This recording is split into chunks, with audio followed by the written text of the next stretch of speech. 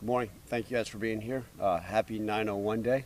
So to all those, this great city of Memphis, it's obviously a wonderful day to celebrate, but more importantly, looking back upon this past weekend's game, I had told our team, I said, you know, what's interesting is I said, adversity is going to hit at some point. And I actually, middle of training camp, I said, you know, we've got to be able to be prepared for it because it's going to come at some point during the season. I said it may be first play of the first game or it may be November 8th. And sure enough, I talked it right into existence with the very first play of the first game. Adversity hit us, right? And what I was so pleased with is the response of the defense. You sit there and, you know, they jumped up off the bench and, you know, some of those sick dudes had smiles on their face. Said, all right, yeah, we get to go play football right now.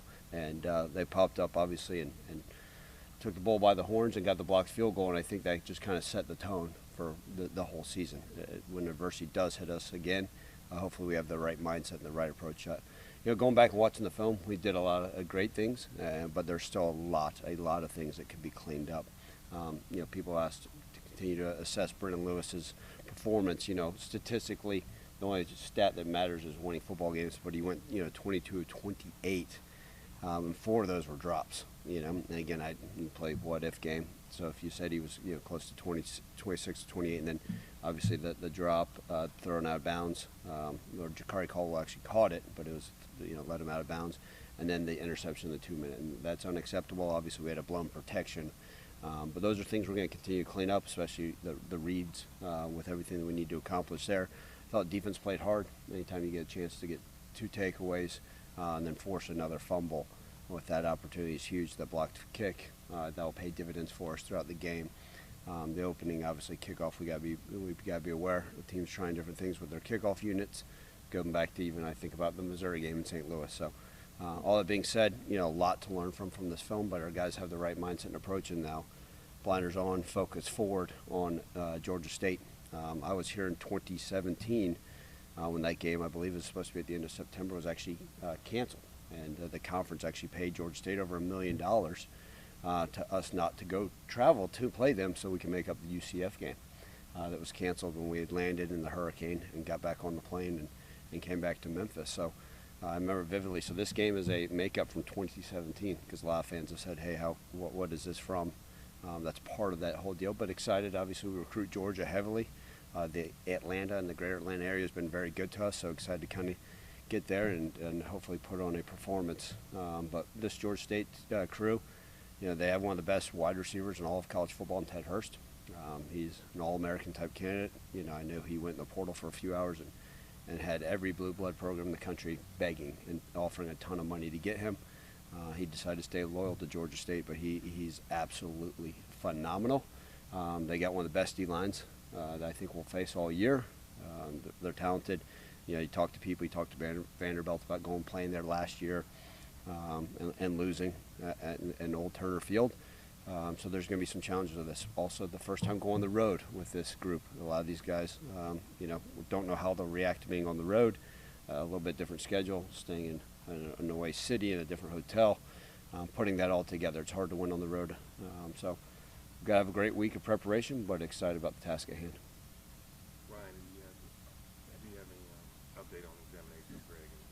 Yeah, Greg's going to be day to day. We're going to continue to take that truly day by day.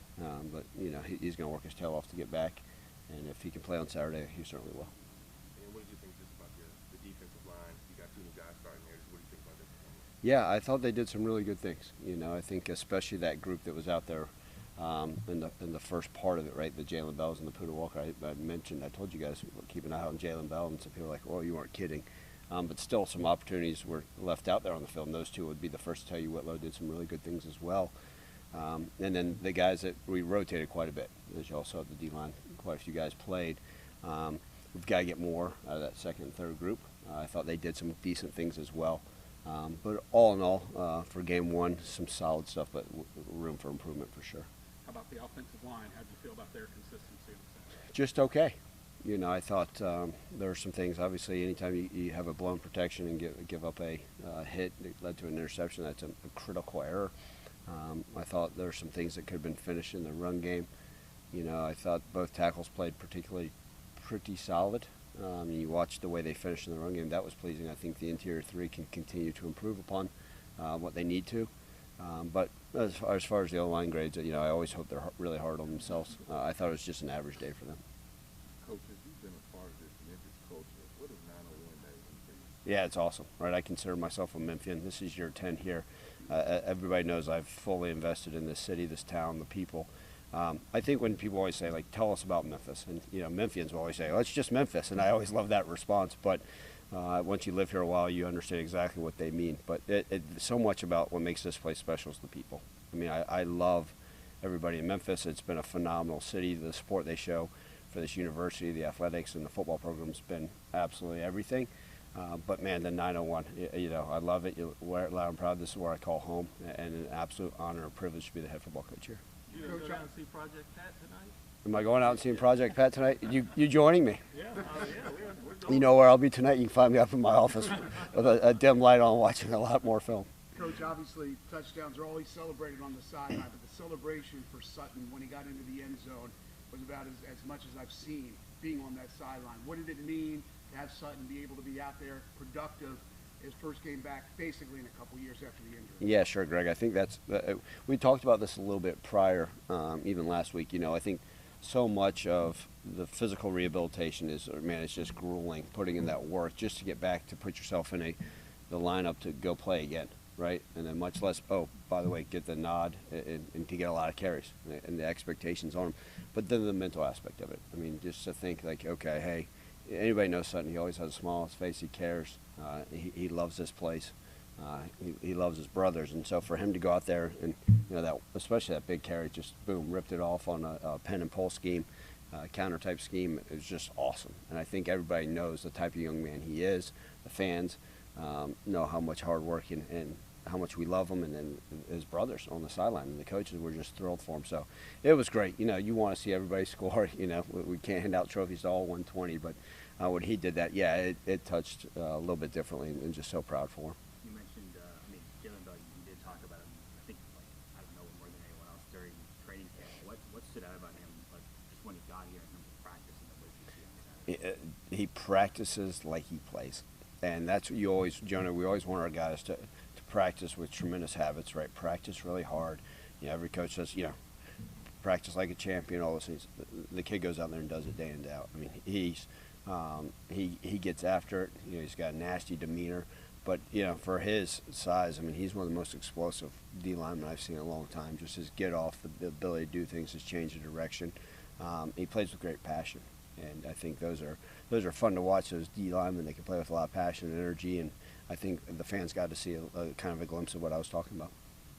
With like you mentioned this earlier, but the Georgia State field, you said you talked to the Vanderbilt coaches about the lights and stuff like that. What did they tell you were the lights? They just said it's very unique. I've gone there under their previous staff with Coach Elliott and did some of their camps. Obviously, they put on a mega camp, and was able to go there a few years ago and work and get a feel for the layout. And obviously, my brain, when I went there, I wasn't sitting there saying, okay, hey, in 2025 when we come back here, much less especially when the game got canceled in 2017. But yeah, they say it's just unique, right? It's a unique feel to it, right? Sometimes the sidelines in different areas are a little bit wider. The end zones, based off of the configuration of Old Turner Field. I've been there as a baseball fan a long time ago. But it's unique. They just said even the locker room's a little bit different.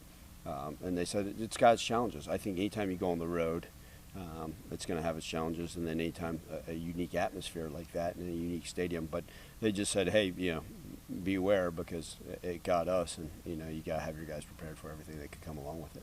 You said the one blunder on special teams with the onside kick. How did you feel about Gianni's performance and just kind of overall? Yeah, let's start with his kickoff, 7 of 8 on touchbacks. That's great. We all knew what a weapon we had last year with the touchbacks. Gianni, obviously, the one miss hit went in the middle and then was tackled within the 20. I think we tackled the guy on the 17-yard line. And great solo tackle by Jaden Flaker. And then, obviously, the consistency on the extra points and then the field goal is great. So I think a lot of those times for a kicker that gets there, his first time kicking in the stadium live, remarkable, gives him some confidence, but very, very pleased with his effort. Is there an update on C.J. Smith? C.J. Smith, yeah. Day-to-day as well. Hoping that he can play this Saturday. But, we have not – yesterday was kind of a modified walk through practice. So we'll know as the week goes on. But right now, day to day. When you look at what happened with Georgia State against Ole Miss, you tell your players not to look at the score, and what do you expect out of them coming up? Well, if you watch the first 10 plays, Jarvis, Georgia State actually had 2 interceptions in the first 10 plays. So, yeah, I was sitting there saying, you look at the final score, and it's easy to sit there and say, okay, but then you actually break it down play by play.